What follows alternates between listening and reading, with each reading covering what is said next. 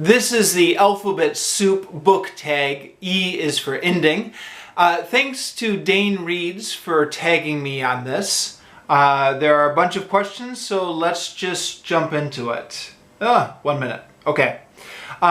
Number 1. E is for ending. A book with a great one and one whose ending sucked. Avoid spoilers, or at least warn us if you can't. Okay, so a book with a great ending is I Am Legend by Richard Matheson. If you've already read it, you know what I'm talking about. If you haven't read this one yet, by all means check it out. I'm not going to spoil the ending. Book with an ending that sucked. Podkayne of Mars by Robert A. Heinlein. It wasn't a great book, but it was tolerable up until you got to that ending, and then you were like, what were you thinking with that ending? Yeah, wouldn't recommend it particularly. Okay, number 2. E is for elderly. A favorite or memorable elderly character. Okay, so I'm going to go with, the book is called Mr. American by George MacDonald Fraser, and the character is Flashman. Now, if you're an American, like I am, chances are you may not be familiar with Flashman, the character. I'm an American myself, but I picked this up because I've been living overseas and have been interacting with British people. But he's a character in a series of books. Very interesting guy. He's sort of he's not sort of, he's definitely an anti-hero.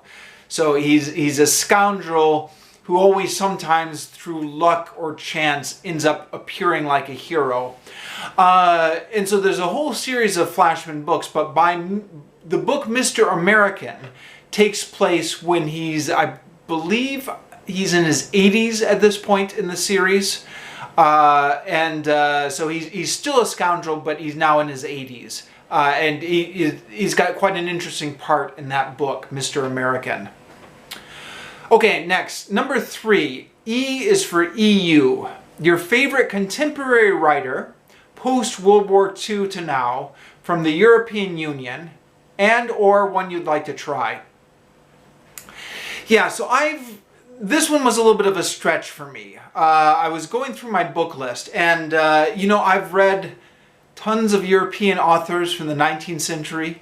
Alexander Dumas, Victor Hugo, Anatole France, forgetting out his name, Jules Verne.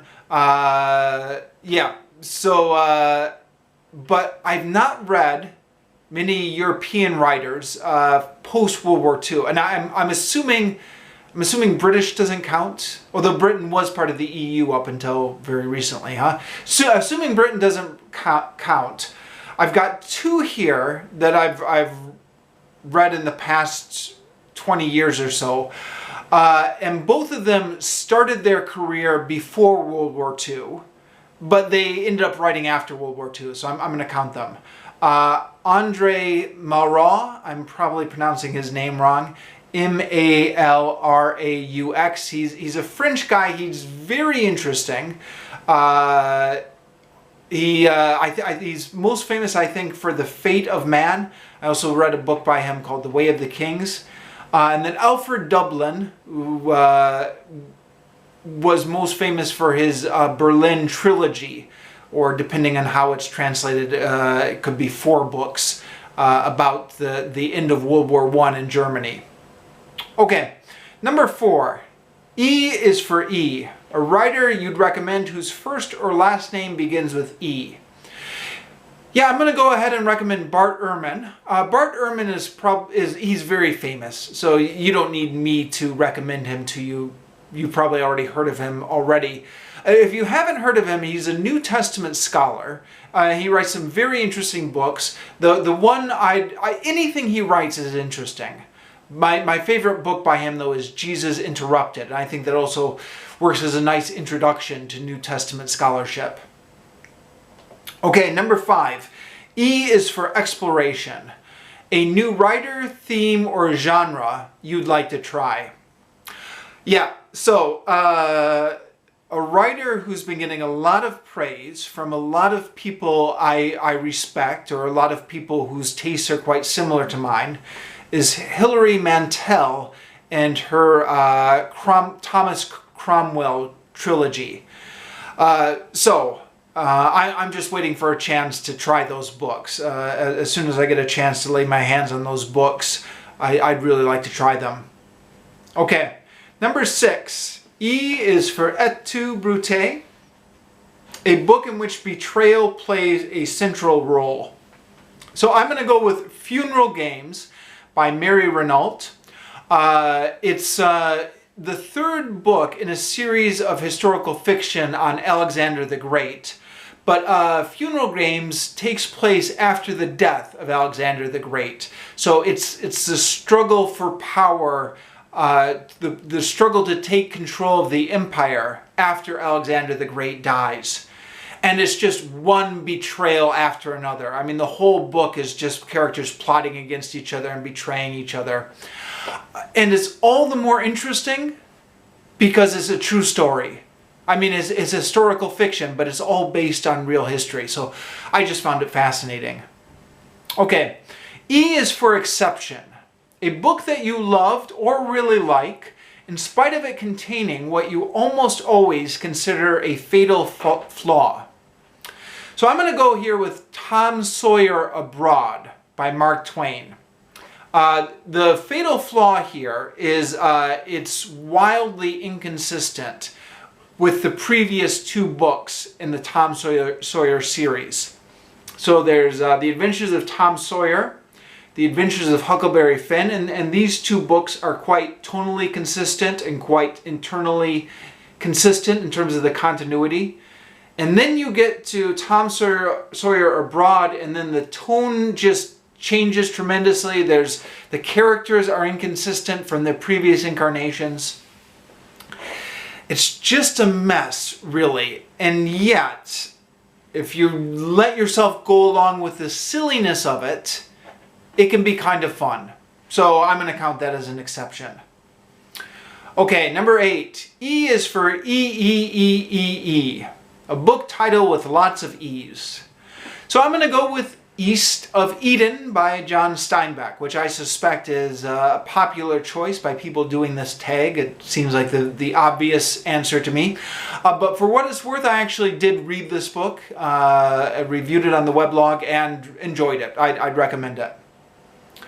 Okay, number 9. E is for Ever Present, a book you read a long time ago that has really stuck with you. So there are a number of books from childhood that have really stuck with me, and in fact I often feel like books I've read in childhood stick with me more than books I've read as an adult. But I think that my favorite book from childhood, the one that's really stuck with me and the one I've revisited many times since then, is Treasure Island by Robert Louis Stevenson. I mean, I just think this is a great classic adventure story. It's not philosophically deep, but it's just a great adventure story. Okay, number 10. E is for Eliminate. A group of books you got rid of or want to, and why. So, this one is easy for me because I've been moving a lot in my adult life. I've moved from America to Japan, from Japan to Australia, Australia back to America, America to Cambodia, Cambodia to Vietnam. Even when I was in Japan, I moved across the country a couple different times. And each time you make a major move, you've got to get rid of your book collection. They're too heavy to take with you on the plane. You can take maybe a couple books with you. They're too expensive to ship back home. And so I just have to purge it. What I've done instead is I keep a record of all the books I've read on the weblog through my book reviews. And I'm quite meticulous about reviewing everything I've read on the weblog. But you know, you just can't keep them if you're moving. You've got to get rid of them. So I've been in Vietnam for a few years now and have been accumulating a lot of books, which breaks my heart to say it, but I'm going to have to get rid of them someday. Yeah, it's just the way it goes. Okay, number 11. E is for Everyone. tag extensively. So I'm going to tag Written in Blood, The Archive, otherwise known as Graham Quigley, Jay Shea, I hope I'm pronouncing that right, S-H-A-Y, and Elizabeth Tyree. So yeah, that's the tag. Looking forward to seeing what you guys are going to do with it, and I'll finish here.